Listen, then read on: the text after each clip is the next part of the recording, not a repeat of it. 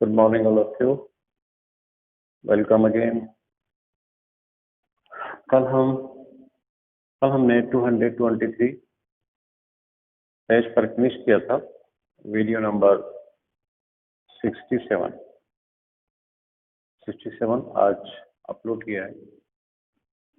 और मैंने कल एक लेटर था, वेरी टचिंग लेटर, अमेरिका के एक कबीले वाले के लीडर जो वहाँ का कबीला था,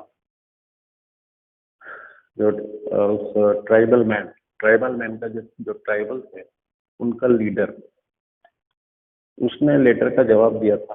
वहाँ के प्रेसिडेंट ने एक लेटर लिखा था कि आप लोग जहाँ रहते हैं वो जमीन हमें चाहिए। तो ये लोकल लोग हैं, नेटिव्स लोग हैं, इन्होंने ये बिल्कुल जमीन से जुड़े हुए हैं। ये जमीन के एक एक पत्ते, जो ब्लेड ऑफ ग्रास होता है, उसके कदर करते हैं और उसकी इम्पोर्टेंस को समझते हैं। तो उन्होंने इस लेटर में रिप्लाई दिया था, बहुत ही खूबसूरत ढंग से, बहुत ही टचिंग वे में जवाब दिया था, जिसको मैंने कुछ हद तक पढ़ा था। अब मैं उससे आगे लेता हूँ और पेज नंबर 223 से स्टार्ट है। क्या ये हमने देखा था, जो उन्होंने बताया था कि 1884 में जो अमेरिका के प्रेसिडेंट थे, उनको एक लेटर मिला। नेटिव लीडर, वहाँ का नेटिव लीडर था, चीफ था, सरदार था, जिसका नाम था शीतल कह सकते हैं आप। प्रेसिडेंट ने उनसे उनकी जमीन को मांगा था, जमीन का सवाल किया था और कहा था कि ट्रीटी कर लो, एक संधि कर लो इस जमीन को लेकर, हम आपको इसके बदले ये देंगे और ये जमीन आप हमें दे दीजिए, जो ये हजारों बीघे जमीन जिस पे आप रहते हैं, जिस पर आपका गाँव बसा हुआ है, इसकी उन्होंने मांग करी। तो फिर उन्होंने कहा कि हाउ कैन यू, अब उनका ये जवाब देखें, उनका रिप्लाई देखें, किस तरह से हम जमीन और आसमान को, इस नेचर को, इस प्रकृति को, जिसके नीचे हम हमेशा से रह रहे हैं, ये हमारा सस्टेनर है, हम कैसे इसको सेल कर सकते हैं, हम अपने मालिक को, हम अपनी मदर को, हम अपने फादर को, है नहीं, किस तरह सेल कर सकते हैं। तो फिर आगे देखते हैं उनके वर्डिंग्स कितने टचिंग वर्डिंग्स हैं। फिर वो कहते हैं आगे, वाम तब्दलीन, ये जमीन की गर्मी, ये जमीन की वाम, जमीन को सस्टेन करने वाली ये सारी चीजें, पूरा नेचर, पूरा ब्रह्मांड, किस तरह ये पॉसिबल है कि हम इसको सेल कर दें। या the idea is strange to us, ये आइडिया बड़ा अजीब है। वो कहने लगा, आपका ये जो ऑफर है हमारे लिए बहुत ही अजीब है, बड़ा स्ट्रेंज है, विचित्र है ना। If you do not on the freshness of the air, if you do not on the freshness of the air, यदि आप हवा की ताजगी को महसूस नहीं कर सकते, and the sparkle of the water, और पानी की जो चमचमाहट है, पानी जब बहता है तो उसकी जो चमक होती है उसको महसूस करना, how can one by that, ये सारी चीजें, इन चीजों को कौन कैसे खरीद सकता है, इन पर एग्रीमेंट कैसे हो सकता है, मेरी समझ में तो नहीं आ रहा है। हाँ, कैसे हो सकता है ये। Every part of the earth, जमीन का हर टुकड़ा पवित्र है हमारे लिए, एक एक टुकड़ा जो है। How can one buy them, sacred to my people, मेरे लोगों के लिए जमीन का हर पीस ऑफ लैंड, हर पेज इम्पोर्टेंट है, वो दिल का टुकड़ा है। एवरी शाइनिंग पाइन लीडल, और हर एक चमकता हुआ देवदार का दरख्त या चीड़ के पेड़ जो होते हैं नुकीले वाले, उनकी नीडल्स, उनकी सुइयां जो हमारी आंखों को भाती हैं, जिनके बिना हम नहीं रह सकते हैं, इस नेचर के बिना। एवरी सैंडी शोर, और हर इस जगह का हर वो रेतीला किनारा, हमें जहाँ पर हमारे बच्चे या हम छोटे से बड़े हुए हैं, वो area. Every mist in the dark would, और इस डार्क में, इस घने जंगल में, हरे भरे जंगल में, बर्फीले जंगल में, मिस्ट जो धुंध होती है, शबनम होती है सुबह के वक्त की, बारीक बारीक जो शबनम होती है, ओस जिसे आप कहते हैं, ये सारी चीजें, ये सारी नेचर, किस तरह से हम इसका सौदा कर सकते हैं। एवरी सैंडी शोर, every mist in the end every cleaning, और हर वो साफ जगह जंगल में जहाँ से डायरेक्ट आसमान नजर आता है, clearly. And every humming insect, और हर वो गुनगुनाने वाला पक्षी जो फूल पे आके नेक्टर को सक करता है और अपने आप को सेटिस्फाई करता है। ये सारे लम्हे, ये सारी चीजें, ये सारी ऑब्जेक्ट ऑफ नेचर, किस तरह से हम इनका सौदा कर सकते हैं। I mean help in the memory and experience of my people, ये सब मेरे लोगों के एक्सपीरियंस में है, तजुर्बों में है, बचपन से लेकर अब तक देखते आ रहे हैं, इन्हीं के बीच हम पले बड़े हैं, ब्रिंगअप हुए हैं। तो हम इनको हम किस तरह से कर सकते हैं? द शेप, वो दूध जो पेड़ से निकलता है, वो दूध मतलब पेड़ से निकलने वाला दूध है ना, द शेप होता है विच कोर्सेस थ्रू द ट्रीज, जो पेड़ से आता है, carries the memories of the red man. Yes, red Indians कुछ कुछ लोगों की याद दिलाता है। मतलब ये हर चीज हमें याद दिलाती है, हर चीज से हम जुड़े हैं, बिल्कुल, हम धरती पुत्र हैं। उसके बाद सेकंड पैरा आता है, so when the great chief in the Washington sends word. इस तरह से the great chief in the Washington sends word, send fund कहलवाता है कि that he wishes to buy our land, कि वो हमारे जमीन को खरीदना चाहता है। तो इस तरह का जवाब प्रेसिडेंट को दिया जाता है, जो जवाब ऊपर आ चुका है, रिप्लाई आ चुका है ना। He asked much of the, तो हमसे वो बहुत कुछ कहता है। The great chief sends fund, जो ग्रेट चीफ हैं, जो सरदार हैं कबीले वालों के, शीतल नाम से, वो फिर उनको कहलवाते हैं कि that he will reserve us, ये कहलवाते हैं कि he will reserve us a place so that we can live comfortably. उसने कहा कि हम, कि वो सरदार हम आप लोगों के लिए, वो उनकी बात को मानता भी है। यहाँ तो उसने नेचर को अप्रिशिएट किया, बहुत खूबसूरत ढंग से अपनी बात को रखा। उसके बाद फिर क्या कहते हैं कि हम आपकी बात को मानते हैं, प्रेसिडेंट साहब की बात को, हम आपके लिए रिजर्व रखेंगे, संभाल के रखेंगे एक जगह, जिससे वीकेंड तक, जिससे हम आराम से साथ साथ रह सकें। मतलब हम आपकी बात को ही मानेंगे, है ना? और एक जगह को यहाँ पर हम आपको देंगे, जिससे हम आराम से रह सकें।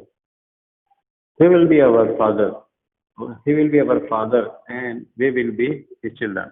वह हमारा बाप है, वह मतलब वह हमारे बड़े हैं और हम उनके बच्चे हैं, हम उनकी बात को जरूर मानेंगे। So we will consider your offer, हम आपके ऑफर को, आपकी पेशकश को सोचेंगे, उस पर हम विचार विमर्श करेंगे। सरदार कह रहा है, प्रेसिडेंट कह लेते हैं, पोलाइट वे में कह रहा है, विनम्रता के भाव में कह रहा है, हम्बल वन में कह रहा है, consider our offer two by our land, but it will not be easy. लेकिन ये जमीन को खरीदना इतना आसान नहीं होगा। हम आपकी बात को मान तो रहे हैं, सोच तो रहे हैं, लेकिन फिर भी ये मुश्किल होगा हमारे लिए।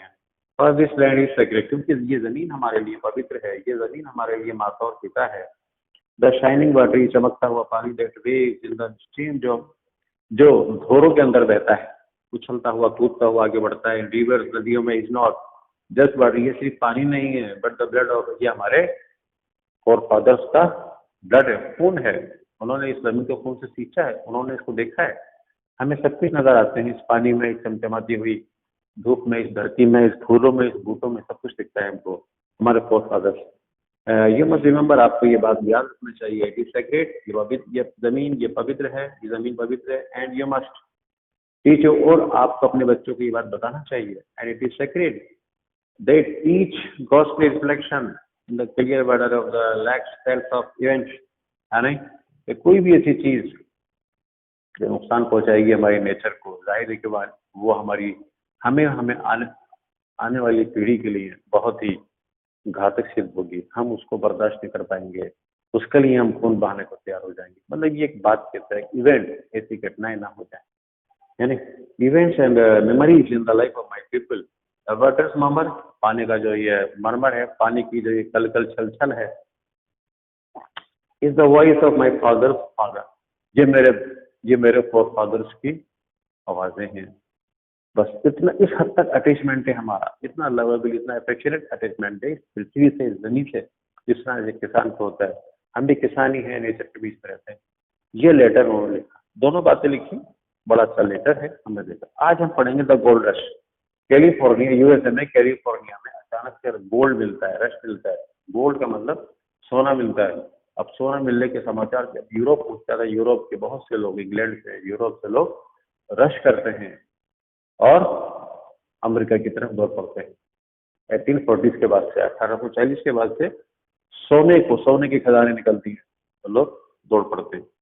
Gold rush, when thousands of eager European, बहुत सारे उत्सुक ईगर जो यूरोपियन थे, वो दौड़ पड़ते हैं, यानी आ जाते हैं अमेरिका, इस आशा में, in the making a quick, ये वो फटाफट क्विक फॉर्च्यून, जल्दी से मालामाल हो जाए। रातों रात बस मालामाल हो जाएं, अलादीन का चिराग उनके हाथ में लग जाए। This led to the building of the railway.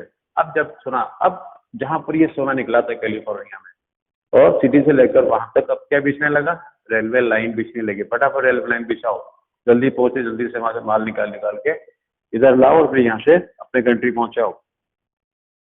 Building railway line बिछना शुरू हो गई across the continent. For this the thousands of, जिसके लिए रेलवे लाइन को बिछाने के लिए हजारों चाइनीज वर्कर को बुलाया गया, चाइनीज वर्कर्स को बुलाया गया रेलवे लाइन बिछाने के लिए। मतलब इनकी चाइनीज वालों को भर्ती किया गया। और यूएसए रेलवे वाज कंप्लीटेड, और यूएसए जो रेलवे था 1870 तक आते आते लगभग कंप्लीट हो गया, जाल बिछ गया वहां तक इसमें। और कनाडा में 1885 में the old nation free on it is snail space, तो पुराने जो नेशंस थे, जो ओल्ड नेशंस थे, वो अपनी जगह पर घोंघे की मतलब बहुत धीमी स्पीड से चल रहे थे, उनकी रफ्तारें, और ये लोग आगे बढ़ते जा रहे थे। सेड एंड्रयू, ये एंड्रयू कार्नेगी है। एंड्रयू कार्नेगी कौन है? अमेरिका के सबसे पहले अमीर व्यक्ति, मिलियनेयर, जो कहाँ से आए थे? स्कॉटलैंड से आए थे, सबसे गरीब आदमी थे, यहाँ पर आके मालामाल हो गए और मिलियनेयर कहलाए। वन ऑफ द, मतलब पहले मालामाल मिलियनेयर आदमी था ये। The republic thunders on at the speed of our reasons by the industrial revolution happened in England. एक रीजन ये कह रहा है कि वन रीजन, एक रीजन, एक कारण कि इंग्लैंड जो था, इंग्लैंड में इंडस्ट्रियल रिवोल्यूशन क्यों हुई इंग्लैंड में? When it did was because, क्यों हुई? बिकॉज स्मॉल पीपल, की छोटे छोटे जो किसान थे इंग्लैंड में, उनकी जमीनों को बड़े जमींदारों ने ले लिया था। अब जब ले लिया, उसको कैप्चर कर लिया, चाहे वो बहुत कम दाम, कम पैसा देकर किया हो, या उनको कॉन्फिस्केट कर लिया हो, जब्त कर लिया हो अपने पैसे से, तो वो जो छोटे किसान थे वो बेचारे रोजी रोटी के लिए फैक्ट्रीज में अपना जॉब करने लगे। ये बताना चाहते हैं। लॉस दिया लैंड, उनकी जमीनें खत्म हो गई छोटे आदमियों की, बड़े किसानों के हाथों। एंड मूविंग द जॉब्स, और फैक्ट्रीज में जॉब करने लगे। ये थीम नंबर 9 में हम पढ़ चुके हैं। इन नॉर्थ अमेरिका, है नहीं, नॉर्थ अमेरिका में industries developed for every different reasons. Industries में जो डेवलपमेंट हुआ था इंग्लैंड में, उसके अलग अलग रीजन्स थे, ये बताते हैं। नंबर 1 था टू मैन्युफैक्चर, रेलवे लाइन को बनाना, रेलवे को डिब्बा बनाना, इंजिन बनाना। Develop for every, to manufacture railway equipment, railway से रिलेटेड जो औजार होते हैं, पटरियां हैं, डिब्बे हैं, पहिए हैं, इनको बनाना। सो दैट, जिससे तेजी के साथ यातायात बढ़ सके और दूर डिस्टेंट प्लेसेस को जोड़ सके, उनके लिंक कर सके। सेकंड रीजन था to produce machinery, second reason था मशीनें बनाना, to produce machinery which would make large scale farming easier. मशीनें बनाना जिससे बड़े पैमाने पर जो फार्मिंग है, जो खेती बाड़ी है, वो आसान हो सके। बड़े से बड़े भूभाग पर आसानी के साथ बीज को डाल दिया जाए, फसल काट दिया जाए, हार्वेस्टर से, कई चीजों से, मशीनों का बनाना था। इंडस्ट्रियल टाउन्स ग्रू, इसके साथ साथ जो इंडस्ट्रियल जो टाउन है, इंडस्ट्री जहाँ बनी थी, जहाँ उद्योग धंधे एस्टेब्लिश थे, इंस्टॉल्ड थे, वहाँ आसपास टाउन बन गए, डेवलपमेंट हो गया, ग्रू। एंड फैक्ट्रीज मल्टीपल, जो फैक्ट्रीज थी, तो छोटे इंडस्ट्री से जो छोटे स्मॉल स्केल पर जो बनाई जाने वाली फैक्ट्री होती है, वो फैक्ट्री कहलाती है। इंडस्ट्री बड़ी होती है, तो फैक्ट्रीज मल्टीप्लाई हुई, ये काफी बड़ी, बहुत इन यूएसए के अंदर भी और कनाडा के अंदर भी। इंग्लैंड के बाद फिर इंग्लैंड वालों ने अपनी मशीनें सब कुछ लाके इंस्टॉल कर दी, यहाँ डेवलपमेंट आने लगा। और 1860 में 1860 के अंदर USA had been an under developed economy. तो यहाँ की जो इकोनॉमी को अगर सर्वे किया इन लोगों ने 60 में, तो यूएसए की जो इकोनॉमी थी वो अभी अनडेवलप्ड इकोनॉमी कहलाई जाती थी, मतलब विकसित नहीं थी। It was the leading, but लेकिन 1890 में, 1890 के अंदर, it was the leading industrial power in the world. लेकिन यूएसए और कनाडा का जो पावर था इंडस्ट्री के क्षेत्र में, उद्योग के क्षेत्र में, लीडिंग पावर के रूप में इमर्ज होकर सामने आया, उभर के सामने आया। इसके बाद ये लास्ट है, ये लार्ज स्केल एग्रीकल्चर। इसके बाद बड़े पैमाने पर खेती बाड़ी, और इसका भी विस्तार किया गया अमेरिका में और कनाडा में। नॉर्थ अमेरिका में और साउथ में अमेरिका में। वास्ट एरियाज, बड़े बड़े जो क्षेत्र थे वर्ग उनको साफ किया गया, जंगल साफ किए गए and divided up into farms, उनको खेतों में तब्दील कर दिया गया।